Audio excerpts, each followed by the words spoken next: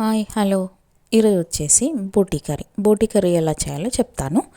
ముందుగా ఒక పొయ్యి పైన ఒక బౌల్లో వేడి వాటర్ పెట్టుకోవాలి. వేడి వాటర్ మసిలిన తర్వాత బోటీ ఉంటుంది కదా, బోటీ దాంట్లో వేసుకొని నీట్గా క్లీన్ చేసి పెట్టుకోవాలి.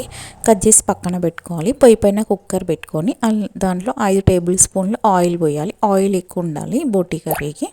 దాంట్లో కొద్దిగా 1 టేబుల్ ఆనియన్స్ ఎర్రగా వేయించాలి. వేయించిన తర్వాత 1 tablespoon ginger garlic paste వేసి 1 టేబుల్ స్పూన్ పసుపు వేయాలి. పసుపు వేసిన తర్వాత కలిపి దాంట్లో కొద్దిగా కొత్తిమీర పుదీనా వేసుకోవాలి. బోటీకి అనేది కొత్తిమీర పుదీనా బాగా ఫ్లేవర్ వస్తుంది. మగ్గిన తర్వాత ఆనియన్స్ మగ్గిన తర్వాత దాంట్లో బోటీ వేసుకోవాలి. బోటీ అనేది ఆయిల్లో మగ్గితే నీచు వాసన రాకుండా ఉంటుంది. ఆయిల్ పైకి తేలిన తర్వాత దాంట్లో రుచికి సరిపడా కారం, రుచికి సరిపడా ఉప్పు వేసుకొని కొద్దిసేపు మగ్గించుకోవాలి. ఒక టమాటా తీసుకొని కట్ చేసుకొని దాంట్లో వేయాలి. వేసిన తర్వాత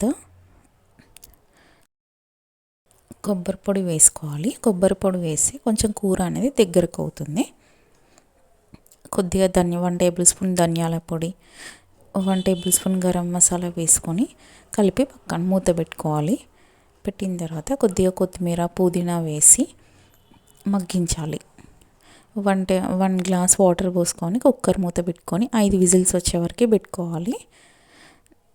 5 విజిల్స్ వచ్చిన తర్వాత కుక్కర్ మూత తీసి కొద్దిగా పొయ్యి పైన ఆయిల్ పైకి తేలే వరకు మగ్గించుకోవాలి. ఆయిల్ పైకి తేలితే కూర టేస్ట్ అనేది బాగుంటుంది. దాంట్లో కొంచెం ధనియాల పొడి, గరం మసాలా, కొత్తిమీర పుదీనా వేసుకొని అప్పుడు బోటీ కర్రీ రెడీ అవుతుంది. చపాతీతో బోటీ కర్రీ తింటే బాగుంటుంది. వీడియో నచ్చింది అనుకుంటా. Like, share